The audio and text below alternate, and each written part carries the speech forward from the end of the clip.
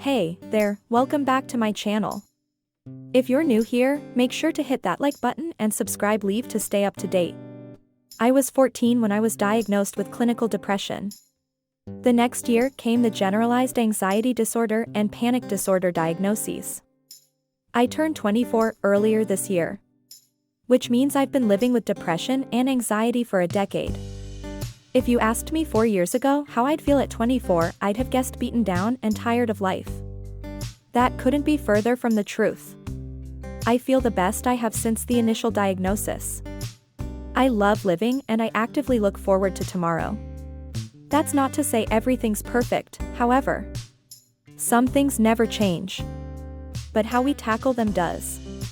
In this video, I want to share with you the 10 biggest tips/lessons I've accrued over the past decade regarding depression and anxiety, and how best to combat them. There's a fundamental assumption many depressives make about feeling sad. I certainly did. They assume they'll remain sad forever. It's a natural feeling, trust me. Rational thought is incredibly tough to retain when the world itself appears a shade darker. But the assumption is erroneous all the same. Nothing remains the same forever, especially a person's mood. Even today, I have horrendous mood swings. In the morning I feel on top of the world, in the afternoon it's all over, at night I feel active and amazing. The same applies to depression, only with a longer timeline. It could last a week. It could last a month. It could last a year. But eventually, things do improve. They might get worse once more, but such is life. Think of depression as a temporal seesaw. Up one day, down the next. I will say, though, even with that knowledge, today when I get depressed, I feel the same way I did 10 years ago. This is it. This is how it'll always be. Why fight it? But then I do, and feel like an idiot when the cloud lifts. I realize this might be easier said than done, but don't lose hope. On a more existential level, you could ask if the highs are worth the lows, whether withstanding a seemingly never-ending storm on the off chance of a break in the weather is really justifiable. Take it from me, when you get to the good moment, no matter how brief, you thank the heavens you didn't give up during the bad ones. Number 2, panic attacks are a symptom, not a disease. I have a long history with panic attacks. A year after being diagnosed with clinical depression, I was diagnosed with generalized anxiety disorder, GAD, and panic disorder.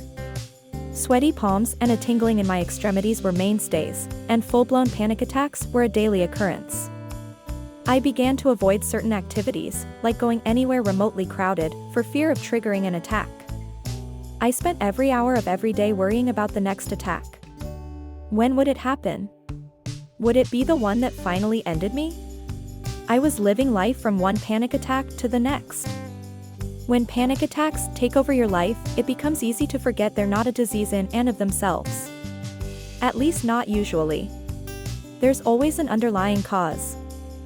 For me, it was a combination of deep-rooted depression and a constant, crushing fear of loneliness and death. Panic attacks don't kill. But they feel like they will. I find it difficult to override my feelings with rational thinking. Somewhere along the way, I lost sight that panic attacks are not to be feared so much as noted, the same way one notes dark clouds. An overcast sky is symptomatic of approaching rain, and panic attacks are symptomatic of underlying anxiety. Number 3, the most effective method to fight anxiety/panic. What should you do when you get a panic attack? Or an anxiety attack? Should you concentrate on it, try to drive it away? Should you adopt a coping tactic?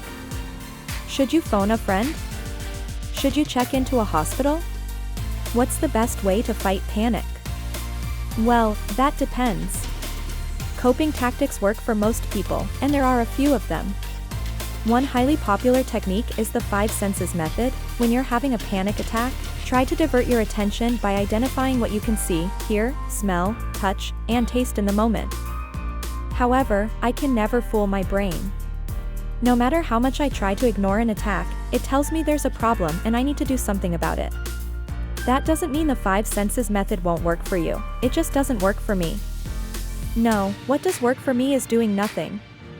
Not trying to fight it, not employing the five senses technique. Nothing. There's no point fighting a panic attack.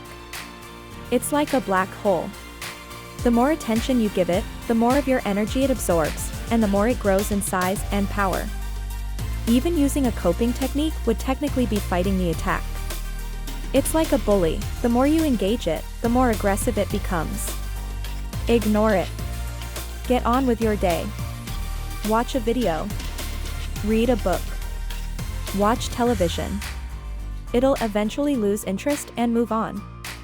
It might take 20 minutes. But it will happen. It will go away. Eventually, you'll realize, like I did one day, there's nothing to fear. When you're anxietified, my lame attempt at coining a word, your mind conjures one doomsday prediction after another. But one day, you realize they were all bark and no bite. Nothing actually happened. You didn't die. You didn't go insane, which is an extremely vague term anyway. Nothing actually happened. Things only get easier from there. Number 4, there's nothing to do but keep on keeping on. This is a more existential realization I had as an extrapolation of my method of dealing with panic attacks. As I said, nothing bad actually happened. It felt crazy to me, how worried I'd been about the attacks. They were like the coward putting on the tough guy act, a trembling tongue behind the bared teeth. But doesn't that apply to depression as a whole? What is depression? Is it a cause or a consequence? For me, it was both. I was a socially awkward introvert with perhaps 4 real friends. The loneliness was constant. But the depression caused problems, too. Suddenly nothing would ever work out, even those developments that'd give me hope before the diagnosis. What can you do, really, to fight depression? Take your medicines and attend therapy, sure, but it's not like you can close your eyes and drive it away through sheer will. What, then, are your options? I prefer keeping in mind the temporary nature of depression and getting on with it. Most of the tips I'm giving in this video are easier said than done. I know what it's like, wanting to do nothing but lie down in the fetal position and wallow in my sadness. But after a point, you realize that only adds to the problem. Keep improving yourself. Learn a language. Read books. Watch movies. Go out with friends. Take a walk. Just keep moving. Number 5, identification is half the battle. Recognizing a problem is sometimes the hardest part. Why do I feel sad all day? Why am I crying? Why are my hands shaking? If you can answer these questions, you're already well on your way toward recovery. I've heard of people who get so overwhelmed they cry for half an hour every day, but don't know why. It's a horrible, helpless feeling. That's where therapy comes in. I've never used therapy in the conventional sense. I've never relied upon it to solve my problems, only to identify them. Once I know what's wrong, I like to address it myself. I was taught the 5 senses technique in therapy itself, but it did dilly squat for me in real life. No, what works for most people, I find doesn't for me. That's why I can never benefit from self-help books either. Recognizing why I feel the way I do is often the most difficult bit for me. That's why you must identify your triggers. The subtlest of stimuli often set off the lowest of moods. Even apps like Replica can help you understand yourself. Oftentimes the answer to the problem is in the problem itself. If I feel inferior to everybody, it means I don't consider myself capable. What would I need to be able to do to feel capable? For me, it's always been about skills.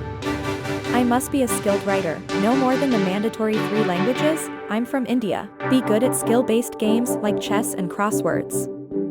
If you respect yourself, you won't feel inferior to others. Number 6, self-recrimination is fatal when in survival mode. Many moons ago, I was on Twitter and had a long-distance friend.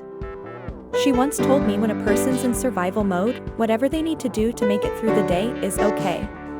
They shouldn't feel bad about what they've done, or not done, because it was necessary for self-preservation. I was in survival mode throughout my teenage years. Every day was a challenge, every night doubly so. I probably wasn't the friend I should have been, nor the student I could have been. I was perennially preoccupied with my sadness. Nothing else mattered. It's not their fault, but people who are depressed tend to think only of themselves and their pain.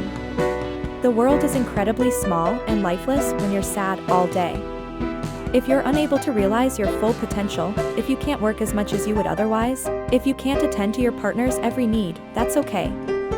The point is, depression doesn't always let you be the person you want to be. And that's okay. As long as you're not doing anything actively bad, such as kicking a puppy, it's okay. Be distant.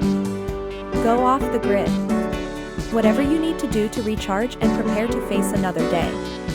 Number 7, mental illness doesn't manifest only mentally. This might sound fantastical and unrealistic, but mental illness affects the body in strange ways. For instance, there's something known as the brain-gut axis. If you're always anxious and depressed, chances are you'll have regular stomach issues, such as diarrhea or constipation. You might even be diagnosed with irritable bowel syndrome. Then there's your head. For me, searing headaches were common during the height of my depression. I barely slept for hours every day, so after a while the dull ache was permanent. Often, the world seemed to sway with each step, a bit like vertigo. That happens with insomniacs.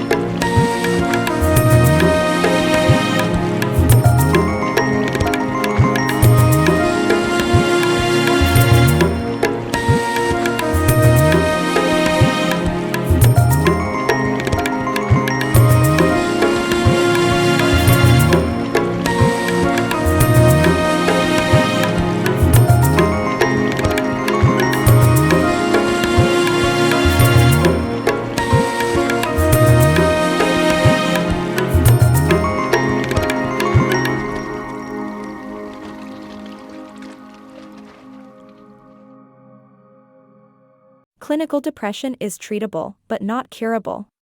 What does that mean? It means there's a reason it's called clinical depression.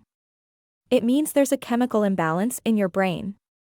Some people become depressed due to the loss of a loved one or a similar negative life event. They recover fully with time. But for others, depression is permanent. Thank you for watching. If you found this video helpful or informative, please give it a like and consider subscribing to my channel to stay up to date on all my latest content. Don't forget to hit the notification bell so you never miss a video. And as always, feel free to leave your comments and suggestions below. Thanks again, and I'll see you in the next video.